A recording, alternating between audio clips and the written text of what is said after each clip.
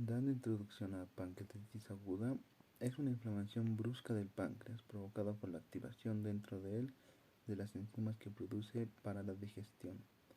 En casos graves, parte del páncreas se destruye en el proceso que se llama necrosis, que produce una reacción inflamatoria generalizada que puede afectar a otros órganos vitales. Continuando con el tema, vamos a explicar acerca de las tres palabras del glosario, que serían tipo transfectivo. Esto quiere decir que la herida o la persona va a sentir molestia, pero en sí va a transcurrir en diferentes partes de su cuerpo, poco a poco. Y la parte de espiguloscopía consiste en la introducción de un espéculo en la vagina que permite al examinador determinar la presencia de anomalías cervicales como también vaginales, ¿no? Y la ingesta copiosa, que quiere decir que la paciente, la persona va a consumir muchas comidas, abundantes comidas en sí, pero esta va a ser de tipo copiosa en sí, que se va a repetir.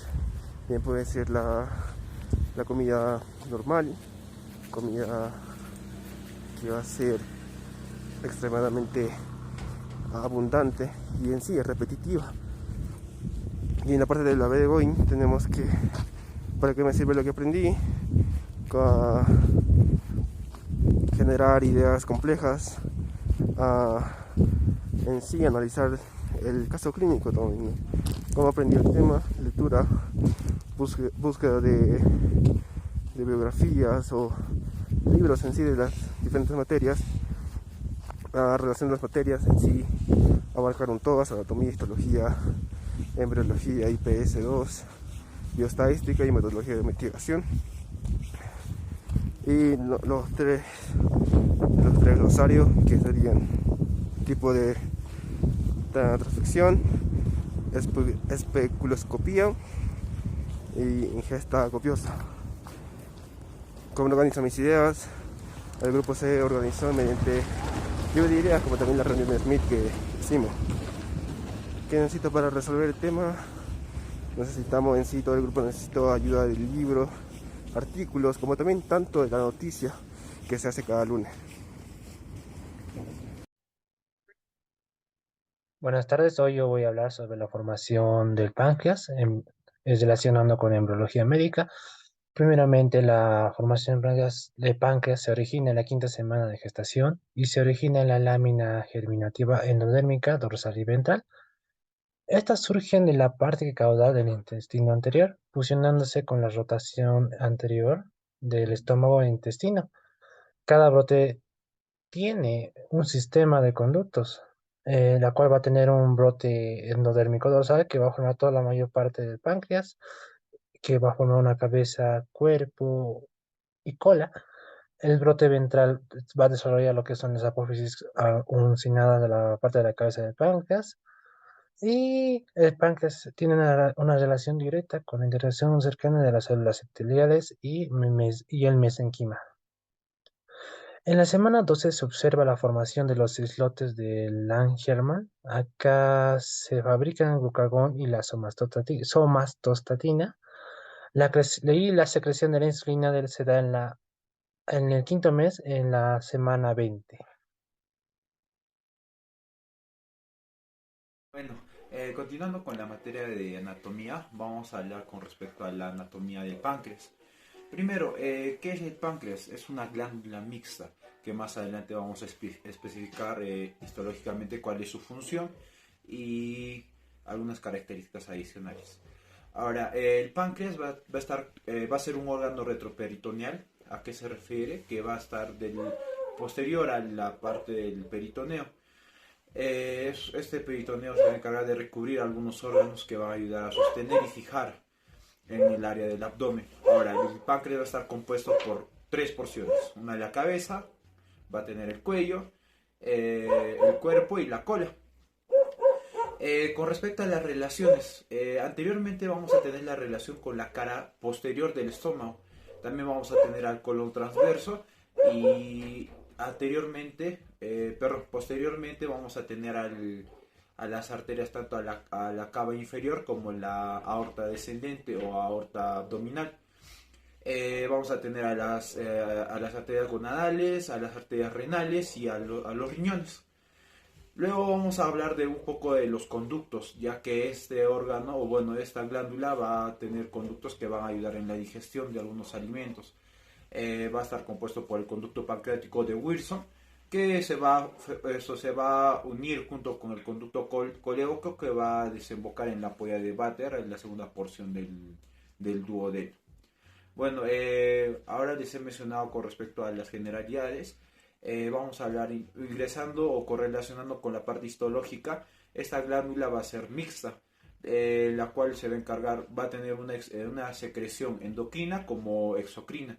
La endocrina va a tener un papel fundamental en la producción tanto de la insulina como el glucagón, los cuales se van a encargar de regular la glucosa a nivel sanguíneo.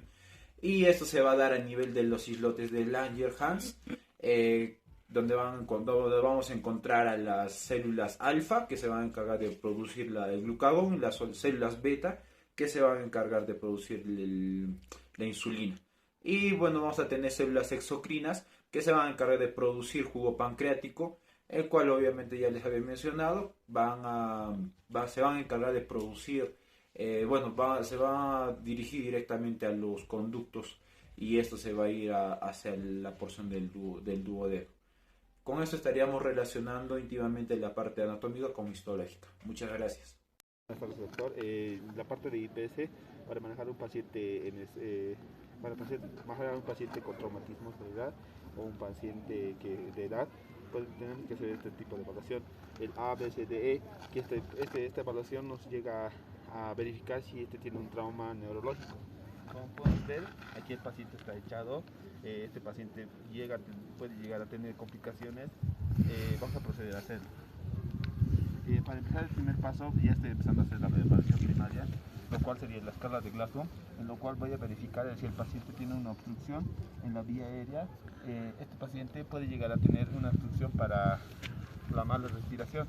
Otro paso de la escala de Glasgow es la verbal. Yo le voy a preguntar al paciente, señor, ¿le puedo ayudar?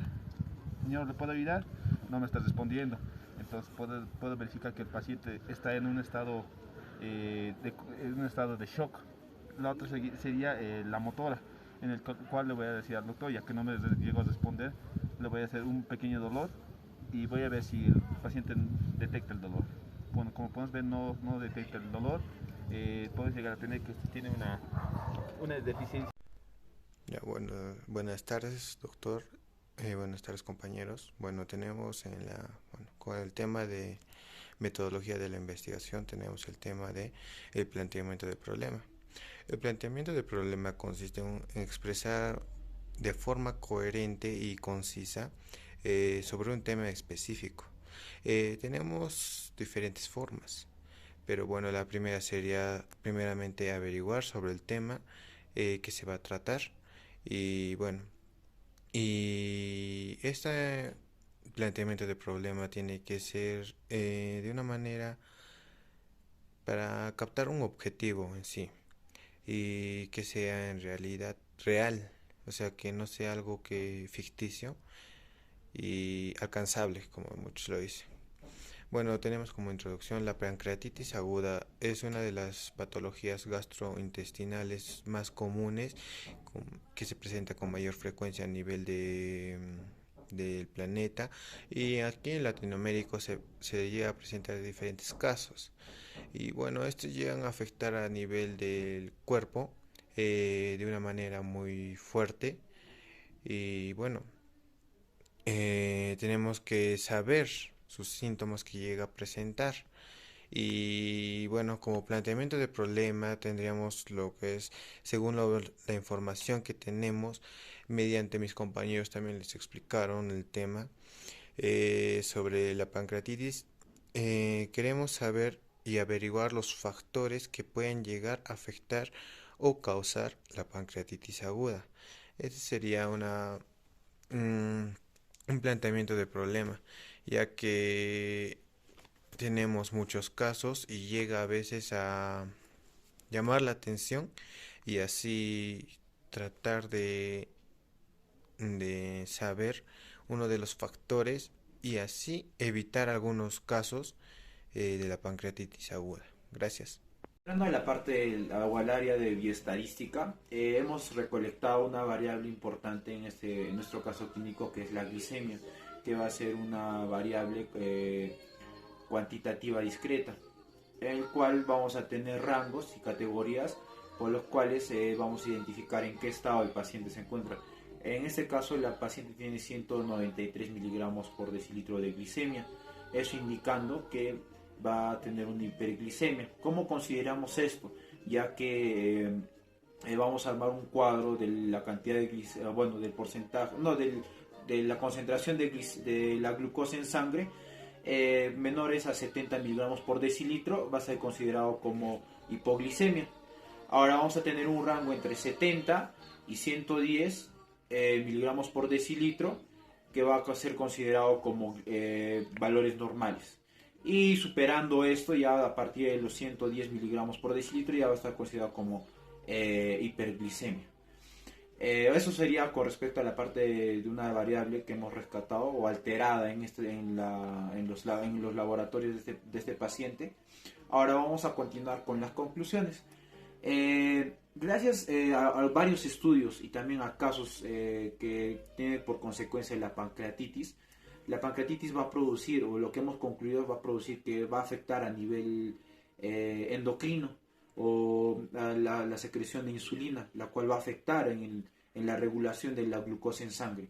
Acá se ve muy reflejado la alteración de la síntesis de la glucosa en esta paciente, ya que no se está transportando y no se está absorbiendo de manera adecuada. ¿Por qué? Porque en este caso los islotes de Langerhans estarían afectados y no se estaría produciendo la cantidad necesaria de insulina, y también podría ser la cantidad necesaria de glucagón, que no está produciendo una regulación o una homeostasis con respecto a la glucosa. Y bueno, la conclusión es que, aparte de otros tipos de síntomas como las consecuencias digestivas, también afecta a nivel endocrino o hormonal, que no se va a poder sintetizar de manera correcta la insulina, y por consecuencia vamos a obtener la hiperglicemia, o por último la diabetes, ¿no? Que es una de las enfermedades ya más complicadas por afecciones a nivel pancreáticas. Eso sería todo, doctores, compañeros. Agradezco su atención y nada.